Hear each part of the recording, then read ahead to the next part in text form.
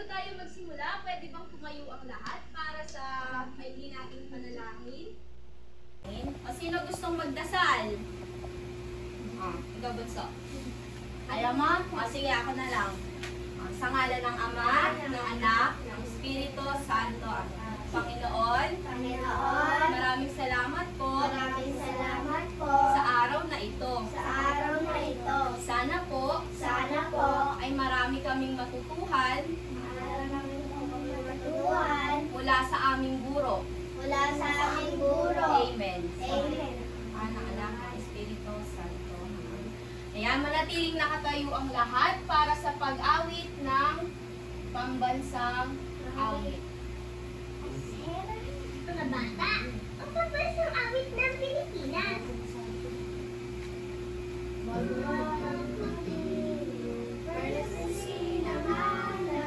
Alam ng puso, sa tingin mo'y buhay, lupang hinihang, nuyang ka ng makiting, sa manlulupin. Di ka masisiin, sa dagat at puno, sa simoy at sa langit mo'y bukhang, may nilagang tula at awit sa paglayang minamahal, ang estap ng watawan mo'y mabuhay na nagtitinig, ang bumuwi ng araw na kanyang may masibilin, lupa ng araw ng ating pasinta, bumaya langit sa piling mo. Ang lumigaya ng mayroong aari, ang mawalay ng dahil sa'yo. Ayan, manatiling nakatayo ang lahat para sa ating energizer.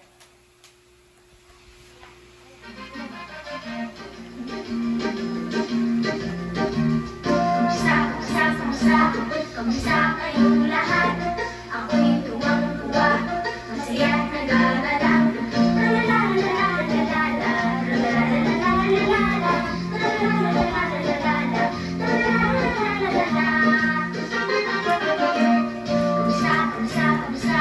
Kamusta kayong lahat? Ako'y tuwang-tuwa, masaya at nag-aalala.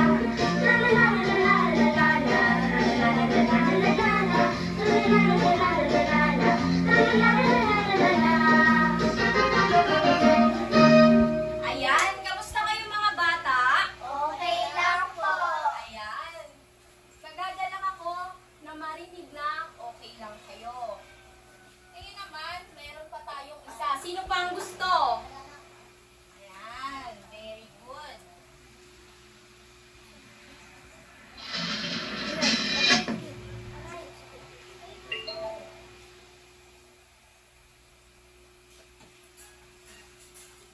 Natin at pakiramdaman ang panahong kaibigan.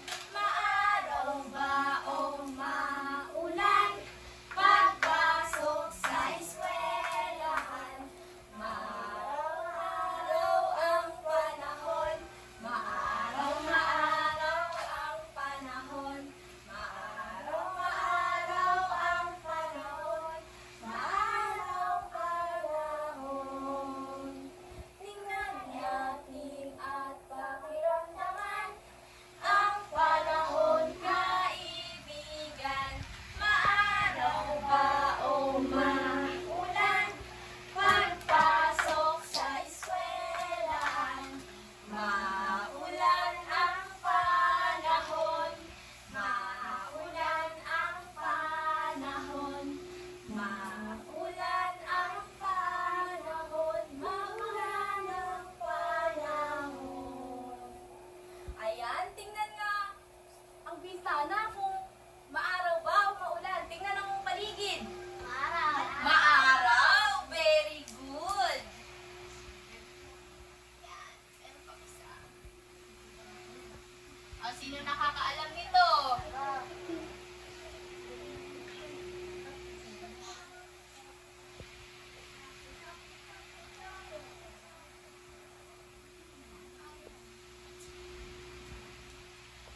Okay, mukhang lubos na nga ninyong naunawaan ang ating tinalakay kahapon. Ngayon, bago tayo magsimula sa ating aralin, nais ko munang ipaalam sa inyo ang ating layunin sa ating aralin.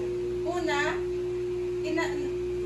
nauunawaan ang pagdaragdag gamit ang mga konkretong bagay o larawan. Nabibigyang halaga ang paggamit ng pagdaragdag sa pang-araw-araw na pamumuhay at nakapagsasagawa ng kahusayan sa pagdaragdag sa pamamagitan ng pangkatang gawain. Ngayon, may papanood sa inyo si teacher. So, ready na ba kayo? Okay. So, magsitayo ang lahat. Dahil sasayawin natin ang chikading. Ready? Chikading song. Ulitin natin ng may kasiyahan ang chikading para sa addition. Chikading, chikading, palipad-lipad. Chikading, chikading, palipad-lipad. Chikading, chikading, palipad-lipad. Chikading, chikading, palipad-lipad. May isang chikading na tumapo sa sanga. Dumating ang isa, dalawa na sila. Chikading, chikading, palipad-lipad. Chikading, chikading, palipad-lipad. May dalawang chikading na dumapo sa sanga. Dumating ang isa, tatlo na sila. Chikading, chikading, palipad-lipad. Chikading, chikading, palipad-lipad.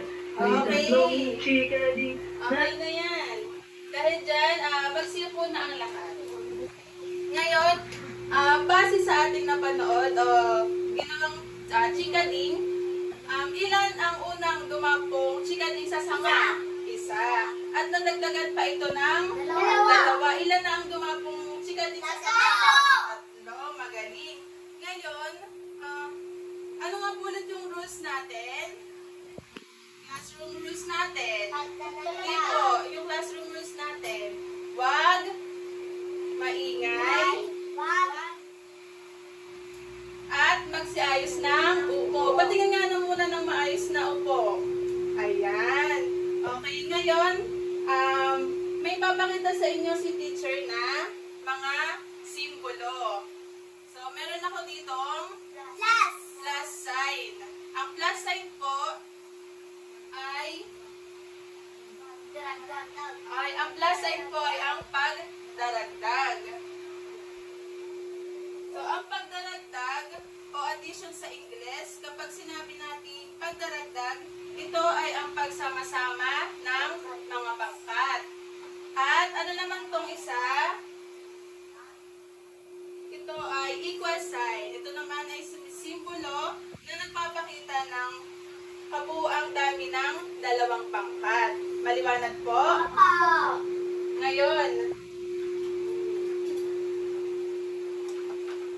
Ngayon, para lubos nating maunawaan ang ating aralin, meron ako ditong lapis.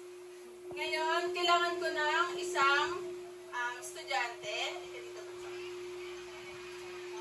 Ngayon, halimbawa, binigyan kita ng isang lapis. At binigyan pa kita ng dalawang lapis. Ngayon, ilang lapis ang mayroon ka? Tatlo. Tatlong lapis ang kabuuang bilang na mayroon siya.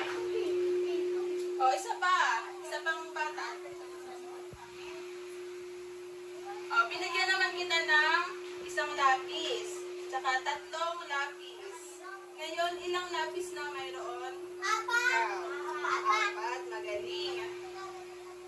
Ngayon, upang lubos pa nating maunawaan ang ating aralin, mayroon akong isang kwento na inihanda. Meron ditong isang babae, ang pangalan niya ay Ana. Ito si Ana. Ngayon, meron siyang alagang manok. Ang pangalan ng alaga niyang manok ay si Chiki. Ang pangalan nito ay Chiki. Ngayon, isang araw,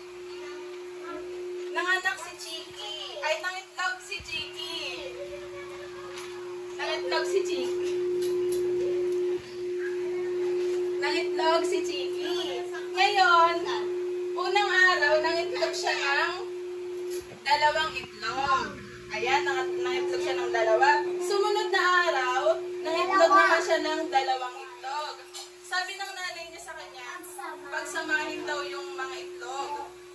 Ngayon may problema si Ana. Hindi siya marunong magbilang. Ngayon, maaari niyo bang tulungan si Ana na magbilang? Sige po. Ito yung mga itlog natin. Ayan. Unang araw daw, nangitlog siya ng dalawa.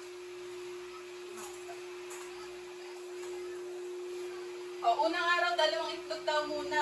Lagay mo dito sa glass natin. Dalawa. Sunod na araw, nangitlog naman ng dalawa. Ngayon, ilang itlog ang kabuuang bilangin natin dito bunso. So, 4 na itlog ang mayroon si Ana. So, palakpakan naman natin siya. So, dahil meron na siyang 4 na itlog,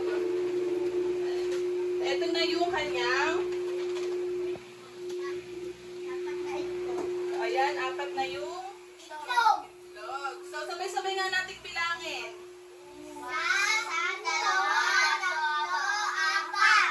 So, meron na tayong 4 na itlog. So,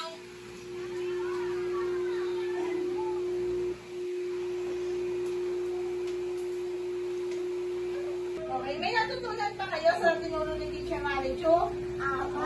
Siyempre Ay, po. wala energy. Gusto ko may energy. May natutunan pa kayo sa tinuro ni Teacher Marichu? Siyempre po.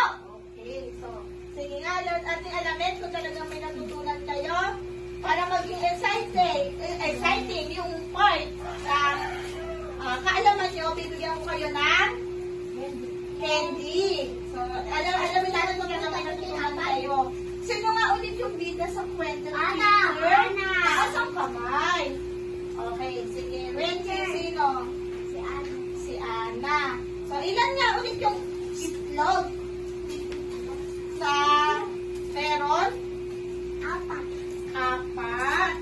Okay. So, ilan yung unang itlog nung unang araw? Ilan yung itlog? 2. Ay, nung pangalawang araw kaya ilan? 2. Ay, chorus na naman. Ilan? Ha? 2. So, sige. Ano nga ulit yung napag-aralan o yung pinag-aralan sa tinuro ni Teacher Marichu? Tungkol saan? Tungkol sa? Class. Ano yung Tagalog ng class? Pagdaragdag. So, dahil bigyan ko kayo ng isa pang halimbawa kung talagang may natutunan kayo. So,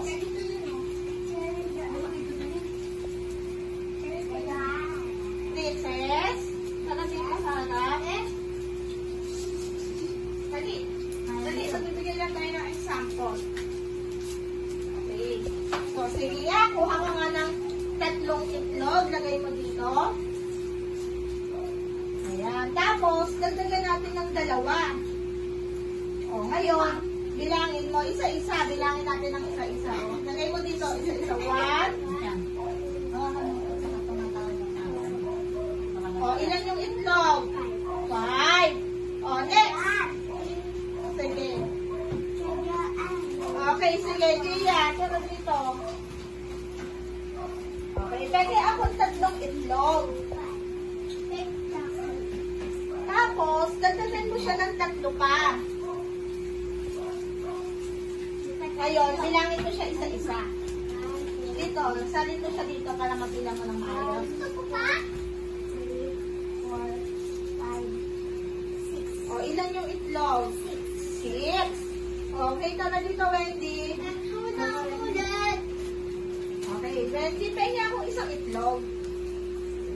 Dagdagan mo ng 4.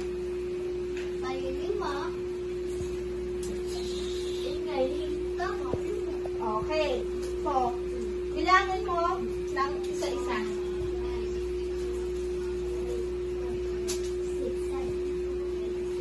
itlog? 5. Mama ko na kasi. Okay, at saka kanya akong dalawang itlog. Pwede ako isa. O, bilangin mo. Ilan? 3. So, ngayon ay naunawaan nyo nga yung tinuro sa inyo ni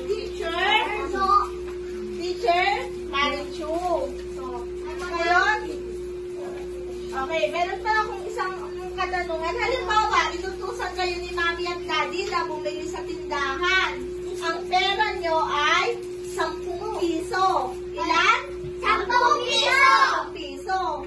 Ang bibili nyo ay 5 pisong candy at 5 pisong stiko. Ngayon, sa 5 pisong stiko at sa 5 pisong candies, na 10 piso ang pera nyo, magkano yung ibabayad nyo dapat sa tindahan? 10. Okay, very good. O ngayon, inutusan kayo ni ate na bumili sa tindahan ng lollipop. Okay. Binigyan ka ni ate ng 5 piso. 5 piso. Ngayon, ang pinabibili lang sa iyo ni ate ay 3. 3 lollipop, 3 candy. May sukli pa ba? Opo. Okay, sige nga, tingnan ko nga yung sukli. Ilan yung sukli? 2. Okay, so ngayon, meron tayong activity. Huwag na ingay. So, meron magkakaroon tayo ng activity, Mag-group kayo ng dalawa. Mag-group kayo ng dalawa. By partner kayo, by partner. Sino partner ni Princess? Sino? Si Gia. Sino partner ni Wendy? Si Anka. Ang group A ay sila Princess at ang group B ay sila Wendy. Group 1 niya.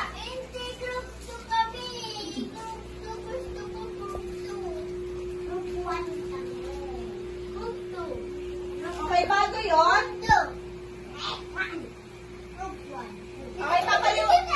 Makinig. Ano sabi sa rules natin kanina? Una, ano sabi ni Teacher Joy sa classrooms? Makinig. Mabuti. Pangalawa,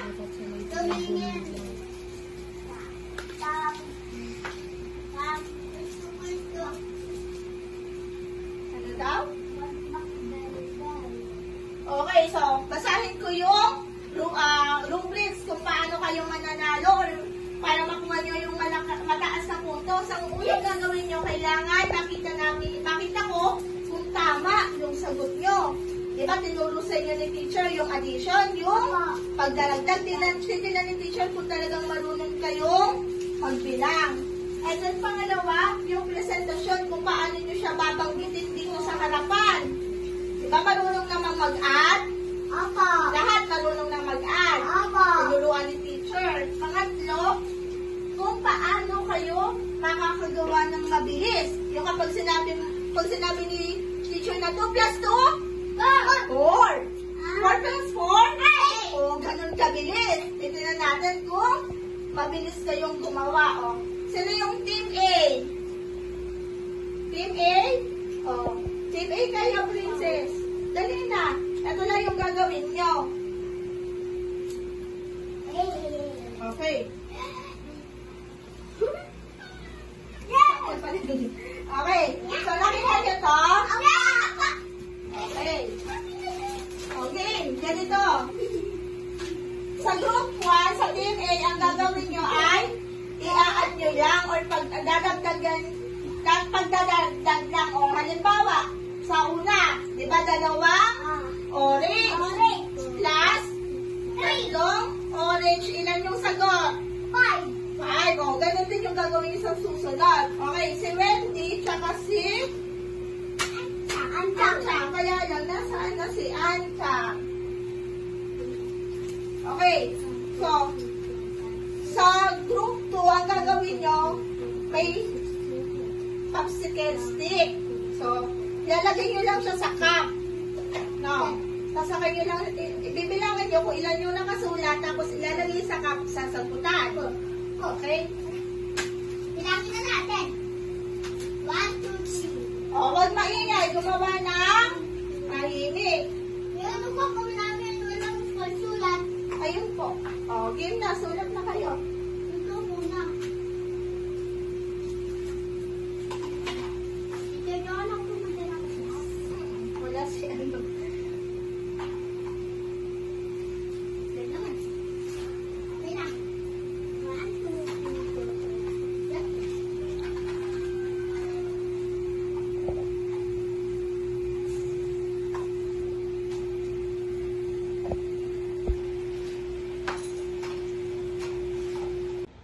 Makinig na po kay Teacher Darlene. Ayan, tunay ngang ang gagaling nyo sa mga pinamalas nyo kanina sa ating group activity. Tunay ngang naintindihan nyo ang ating pinag-aralan. Ngayon naman po, dadako tayo sa ating worksheet. Ready na po ba magsagot? Siyempre po. Yan. Tapos para sa ating pagdadaya, ito po yung paper. Meron po dalawang pencil dito sa teacher. Mag-iaraman na lang po tayo. Opo. Kahit ano.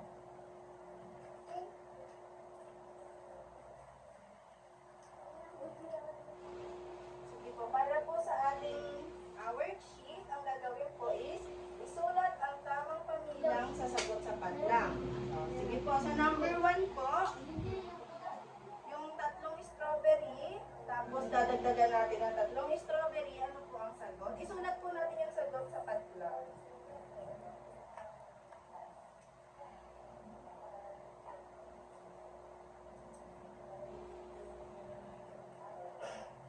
Tapos na po. Ano sulat na? Very good. O, bigay ni teacher pagkatapos.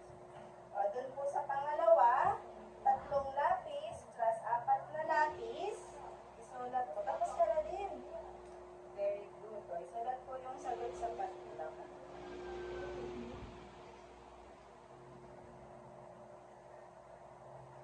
Dun po sa pangatlo, dun po sa pangatlo, 5 bulaklak, plus 4 na bulaklak. May color. Anak, ako po muna ng maayos. Wait lang. Oh, very good. O, hintayin natin si Princess.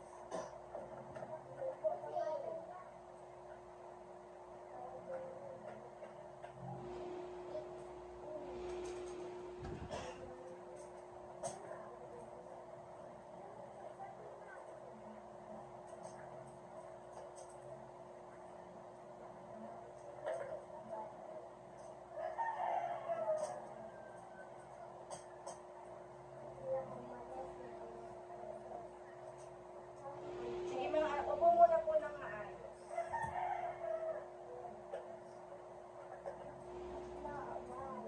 Okay na lang, Princess. Bili na po kay teacher. Ayan, sige po, bigyan nga natin ng 5 palakpak ang ating mga sarili. 1, 2, 3, 4, 5. Ayan, dahil nasagutan nyo ang ating pagtataya. Marami pa kayong natutuhan sa araw na ito. Siyempre po. Tungkol saan ang ating napag-aralan? Ison. Yun. Lagi yung tatandaan ng tungkol sa pagbibilang. Okay, ngayon ay meron tayo magiging takdang aralin. So, ibibigay ko muna sa inyo yung takdang aralin nito. Ano yan? Ano ka? Assignment. Okay, pero bago muna yon, bago nyo itago yan sa bag nyo, babasahin muna ni teacher ang magiging panuto.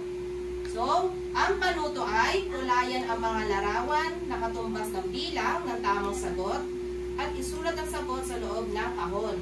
So, ang gagawin nyo lang dyan, bibilangin nyo yung mga pictures. Tapos, sasagot nyo dito, ilalagay nyo dito yung sagot. Tamang sagot. Assignment. Sa bahay mo gagawin. Anong gagawin sa bahay? Sasagutan ang Pwede dalawa. assignment. Okay, naiintindihan po ba ako? Dalawa. Okay. Okay, ngayon, itago nyo na yan sa ninyo. Sa bag ninyo. Okay. Ipit nyo na lang. Itukin nyo na lang ng maayos. Sasagutan sa bahay ang assignment. Yung unawaan po ba ako? Pwedeng kulayan. Kukulayan po. Kukulayan. Tapos sasagutan. Okay. Huwag nyo kalilimutan na dalhin yan sa susunod na pagkikita natin. Naiintindihan po ba ako? Papa. Naiintindihan po ba ako? Okay. O ngayon, tayo na ang lahat. Tayo na po tayo.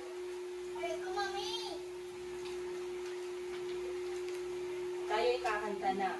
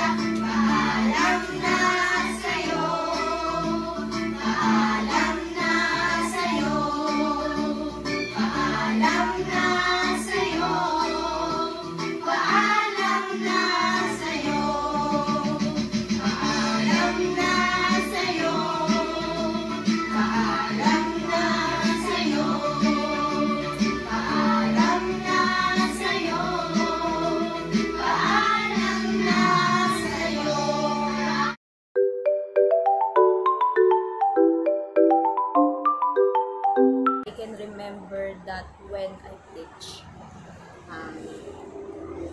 I believe that starting the class with activity that set a good mood is very important. I've noticed that when I do this, students are more engaged and eager to answer questions throughout the lesson. Since it's the beginning, it's key to be energetic and how you speak and greet them. This help capture their attention from the start. Classroom management is also important. In the video, I can see the student starting to act out by, for instance, the way they're sitting. All of them are eager to learn and answer whenever I ask questions. But since this is a multi-age class, there were times when I asked questions, it is more likely to answer the younger compared to the younger, because the older is more knowledgeable compared to the younger. Yes, for generalization, the key points of being able to observe the children and well the learners understand it. And for application, the children are well applied to the activities regarding the teacher's teaching. So, I was the one who got assigned to the evaluation. So, to know if our students really learned something from us or from our discussion, we provided a worksheets that they needed to answer individually. Those worksheets will stand as our tools to assess if they really understand the lesson or if they really listen to our discussion. And of course, if they fail those worksheets, we need to repeat the discussion because they didn't understand it. But thankfully, their scores are good, so we don't need to repeat our discussions. And while answering those worksheets, honestly, I'm shocked because wow, they can answer it they can answer it right after we just discuss it. And I'm happy that they really learned something from us. And of course, it's math. Our topic is addition, so it's a little bit hard because it's math, but I'm happy they answer it perfectly. Did the children understand the homework? I think they understand it because I repeatedly instructed it and read the directions for them to understand and for them to be able to write the accurate answer on their assignment po. I can remember that when I teach. I believe that starting the class with activity that set a good mood is very important. I've noticed that when I do this, students are more engaged and eager to answer questions throughout the lesson. Since it's the beginning, it's key to be energetic and how you speak and greet them. This help capture their attention from the start. Classroom management is also important. In the video, I can see the student starting to act out by, for instance, the way they're sitting. Students are very attentive during our discussion. All of them are eager to learn and answer whenever I ask questions. It has become more effective. Why? They have IMs to see themselves as they themselves counting to count what the teachers say. Ibig sabihin po is mas napapakita po natin sa mga bata yung pagbibilang ng mga bagay-bagay na ina-example po ay hinahalimbawa ng teacher dahil sila po mismo ay nalaranasan po o nahahawakan po yung item na yon. What works well? If for sitting arrangement, I think it's better if we put the older beside the younger. I mean, younger, older, younger, older. It's like alternate because the older ones can teach those younger. It's like a tutor thing. So it's much better and it will work well. Before I instruct, the assignment is I catch their attention first for them to listen to me, and after that I explain accurately what they need to do for them to understand and comprehend and what they needed to answer from their assignment. I face challenges in getting their attention and encouraging them to participate. They were shy in the first, especially when I greeted them, and would hesitate to respond because we were not familiar with each other. However, I observed that when I smiled at them, they began to feel more at ease and started to enjoy themselves. I think the challenges we face is that since this is a multi-age class, they have different attention span. Like the younger one, they have a short attention span, while the older one has a more time to pay attention. That's why engaging them in activities or more fun activities are very important to cut their attention. Because of the multi-age, they have been challenged to be the only time they have been listening, and their curiosity, you have almost not answered the question they have come up with immediately following. Ibig sabihin po is nasusundan naman po ng mga bata yung tinuturo po namin, and yun nga lang po, may mga dapat na maging ready po talaga yung teachers para po sa mga pakikinig sa mga bata, kasi hindi lang po talaga yung teacher yung dapat na mag-open or magsalita, kundi pati po yung mga bata. And of course, yung pagiging curious po ng mga bata, tanungin kung, teacher ano yan? Teacher ano to? Teacher para saan yon? So, yun po kailangan makausap po natin sila ng maayos. Hindi po dapat maging mainit yung ulo ng isang teacher. The challenges I think that I faced during our discussion is that it was hard to ask the students to minimize their voice whenever they are talking. Of course, they are children, and if they saw their classmates or their playmates, of course they won't stop talking. And it was hard to ask them to minimize their voice. Even in the real world, even in the classroom, it was hard to ask your students to lower their voice, to minimize their voice, because even if you ask them and they will lower their voice for a brief moment, for a short moment, short time, and then after a while they will start talking again. And it was hard even in a real classroom, because you need a good classroom management to achieve that. I mean, you need a good classroom management to make your student shut up, even just a one gesture or a one word. And the challenges that I observe is some of the students are not fully understand, or they didn't understand at first what I read on the homework. I believe the lesson will be more engaging if we use hands-on materials to capture um, their attention. Also, focusing on the teacher's voice and memorizing the lesson plan will help us remember the most important part, the emotional connection. I think it is more effective if we include students in their real life situation.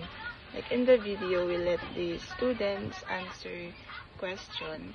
It is also for teachers also to evaluate students if they already know the lesson, or if they learn in the discussion. It is for teachers also to evaluate the students' learning. To make the lesson more improving, you should be always ready for any activities you have a lot, and for the strategies to catch the attentions of the children. And of course, you should establish the relationship to your children or to your students. Kasi nga po, kailangan hindi lang isa, dalawa, tatlong activities po yung naire-ready ng teacher, kasi po yung time span nga po kasi ng bata sa pakikinig is hindi po ganun pa katagal. At yun lamang po. For me, to improve the lesson, the teacher should know the topic, the depth of the topic, because it allows the teacher to explain effectively the topic so the students will understand it. And of course, the teacher should use an instructional materials, because it will help her to get the attention of his or her students, and so that he or she can explain the topic, or he can go his discussion. For the room for improvement for instructing assignment is, I think I can use or utilize visual aids, like I can paste manila paper, which is I can write the directions there. I can also draw, because sometimes technology is not useful.